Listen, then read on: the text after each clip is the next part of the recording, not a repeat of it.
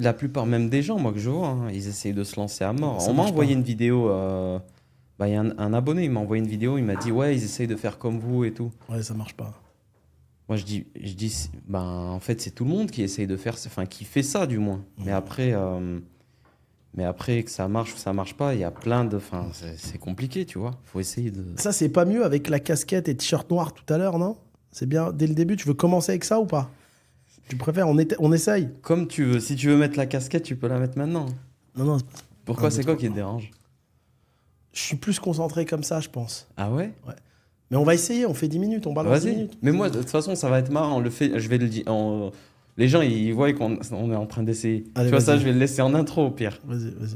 Allez, vas-y. Mais ça te déconcentre ou? Non, non, mais. Non, non, vas-y, on fonce. Nouvelle expérience. Ouais. On essaye, 10 minutes, 15 minutes. Mm. Et si ça marche pas, on enlève. Allez, go. Allez, let's go. T'as mis une story. Il y a pas mal, enfin, il y a beaucoup de réponses.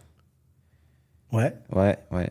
Juste, on en prend une comme ça. Il y a une fille qui te dit à quand des podcasts avec des femmes entrepreneuses.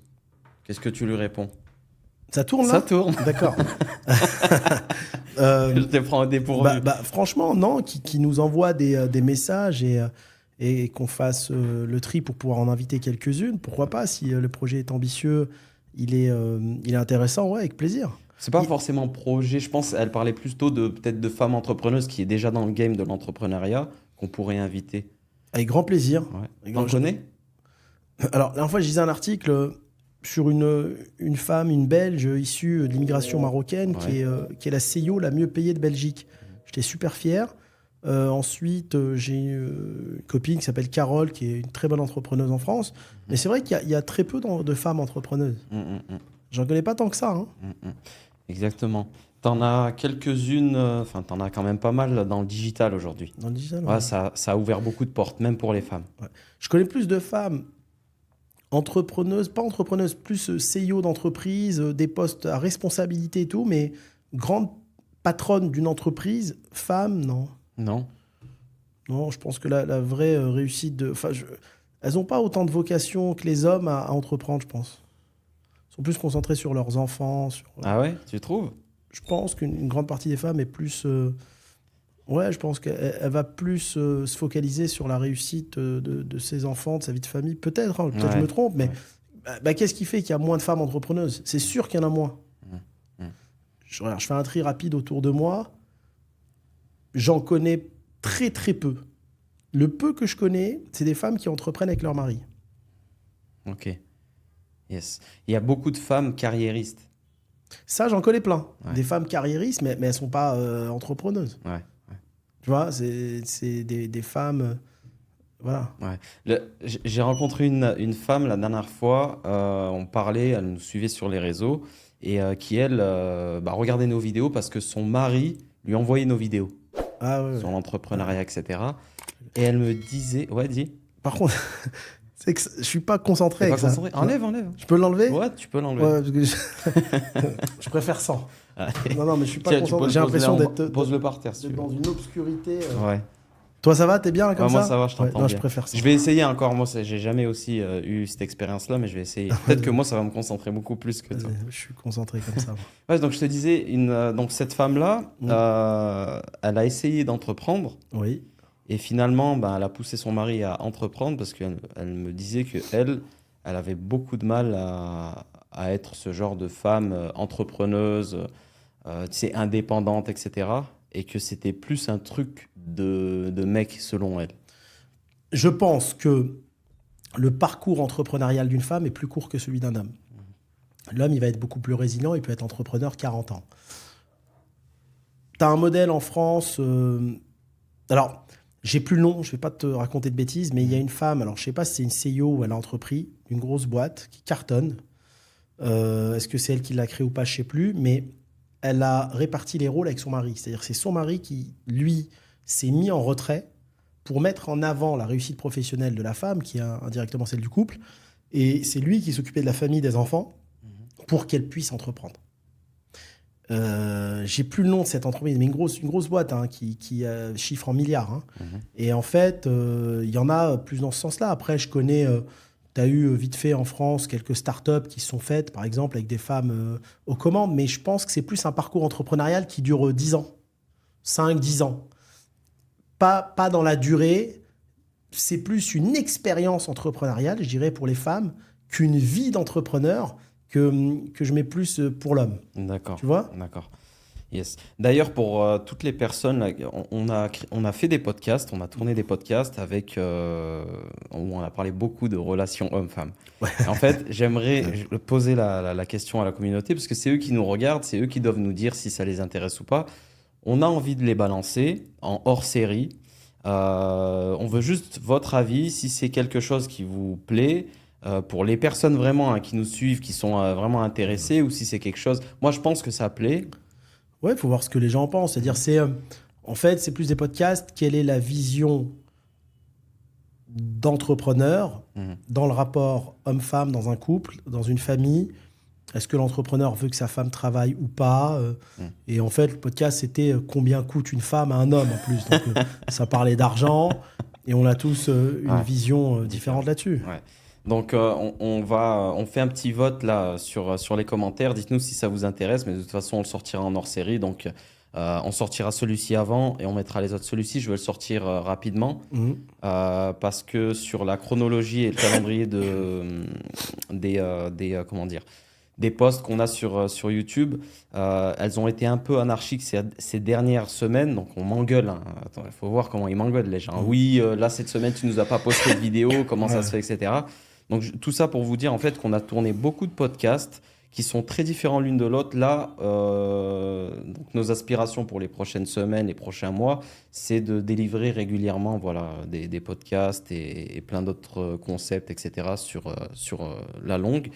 Et du coup, là, ce podcast-là, je vais le sortir avant. Comme ça, au moins, ça explique aussi ce qu'on veut faire, enfin, les prochains podcasts, pour pas leur pondre un podcast qu'ils potentiellement ne veulent pas. Mais on va poster ce podcast-là en hors-série. Comme ça, les gens... Voilà, et que les personnes qui nous suivent n'hésitent pas à nous dire dans quel registre ils veulent qu'on évoque certaines situations. Voilà, s'il y a des sujets qui intéressent vraiment... On répondra et on fera des podcasts complets d'une demi-heure sur ces sujets. Ok, allez, parfait.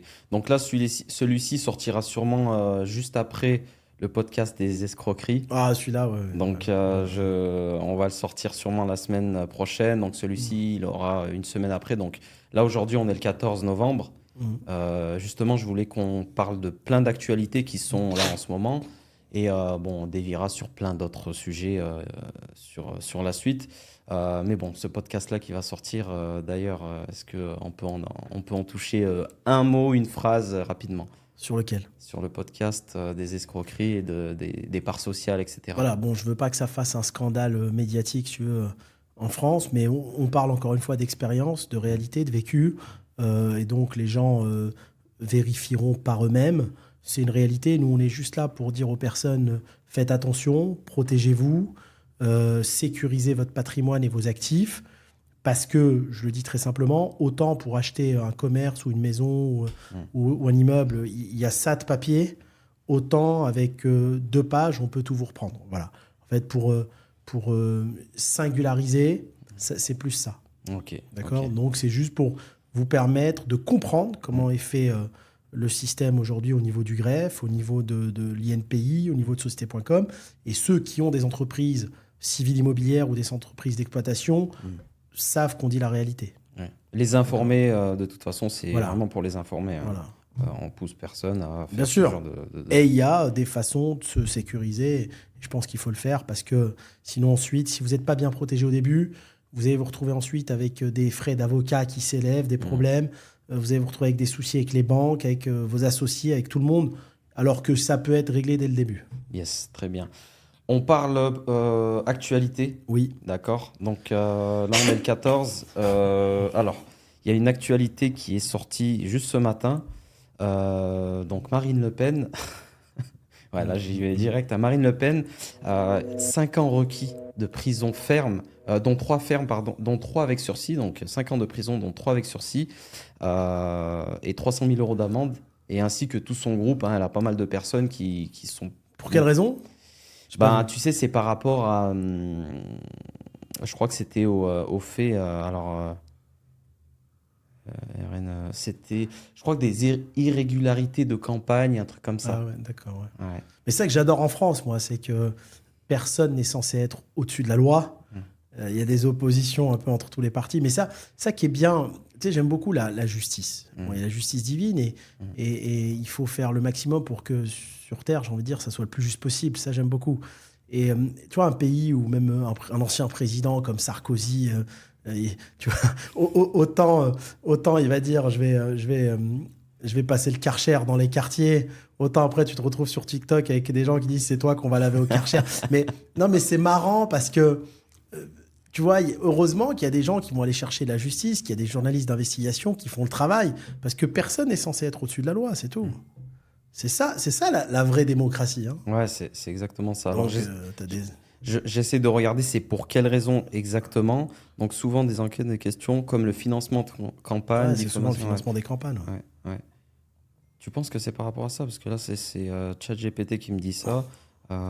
Alors, le procès du RN, 5 ans de prison ferme, dont 2 ans requis contre Marine. Alors, pourquoi l'accusation jugée devant le tribunal de Paris dans l'affaire des assistants parlementaires du Rassemblement national? Ah, voilà. Tu sais, quand il y a eu les assistants parlementaires c'était des emplois entre guillemets fictifs. Des emplois fictifs. Ouais, Pareil que Fillon, etc. ouais, exactement. C'est marrant quand même que, je sais pas si les hommes politiques sont assez payés ou pas assez, mais qu'il y ait autant d'emplois fictifs, autant de trucs. Alors, j'aime bien, moi, c'est vrai que c'est super bien que ces journalistes font leur travail et aillent chercher, parce que autant c'est bien de punir les entrepreneurs, de punir le citoyen lambda français, mais il faut punir tout le monde en réalité, Exact. parce que tout le monde doit être logé à la même enseigne. Mais peut-être que les salaires ne sont pas suffisants. Tu penses? Je sais pas. Peut-être que leur ventre est trop gros. Ou peut-être que le ventre... ouais, L'estomac est trop ouais, gros, hein. je sais pas. Je me suis jamais renseigné combien gagne Marine Le Pen. J'aimerais bien savoir d'ailleurs. Ben, en tant que parlementaire, je crois que c'est dans les 8000 euros hein, Ah ouais, c'est pas mal par déjà. mois, hein, un Ouais, parlementaire européen. Donc c'est pas mal. C'est plus que pas mal.